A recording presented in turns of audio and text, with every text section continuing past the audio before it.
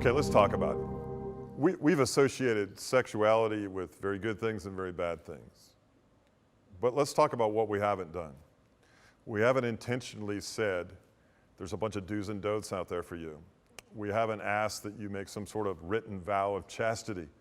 We haven't condemned you, I don't think, for some of the choices that you've made in your life. Nor have we said there's hopelessness in the area of inappropriate sexuality. But we have accentuated that you have, and have been given by God, the freedom to make choices along the lines of your sexual decisions and sexual behavior. The fact of the matter is that God loves you.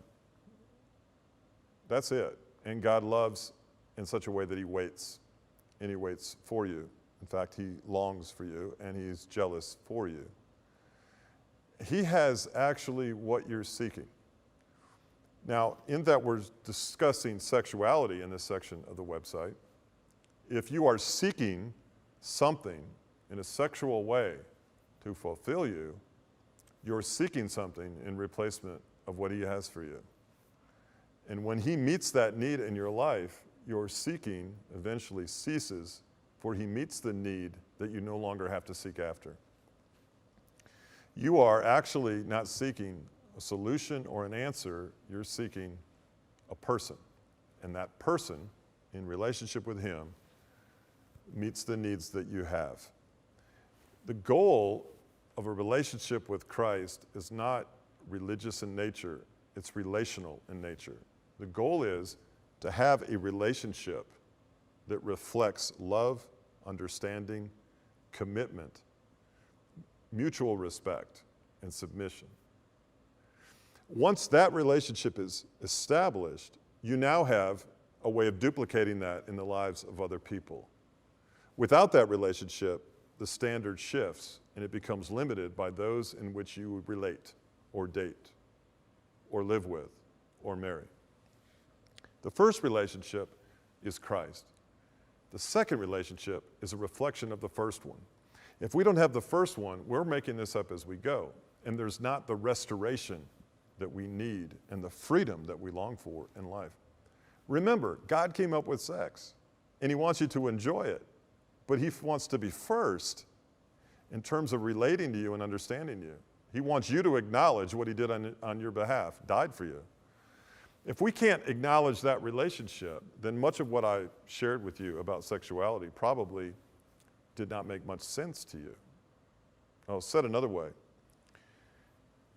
If you're not willing to listen to the alternative of a relationship with Christ, then you're not in a position to make the appropriate, lasting decisions regarding your sexual behavior.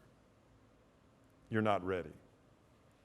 It's through that relationship with him that we begin to prioritize and desire various things in our life. In fact, our desires actually change. He doesn't enter into a relationship with us and then leave us to our own devices. Left to our own devices, we've already demonstrated what we can and cannot do. We come to him, that in a relationship with him, our desires and our priorities change as he moves us along into relationship with other people.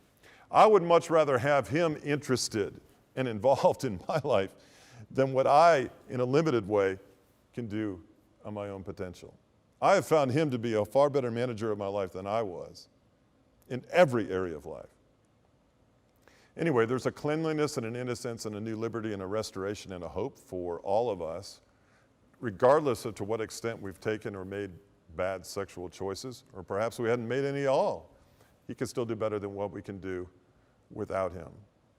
There is a great deal of restoration and innocence and cleanliness found and liberty found in a relationship with Christ.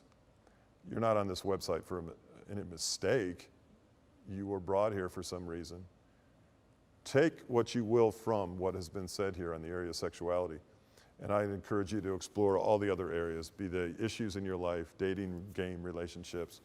Any and every section of this website is here to help you, build you up, encourage you, and resource you toward the area of better understanding who you are. We want to inform you and inspire you to grow as a human being. That's what we're here to do. Let us know what you think.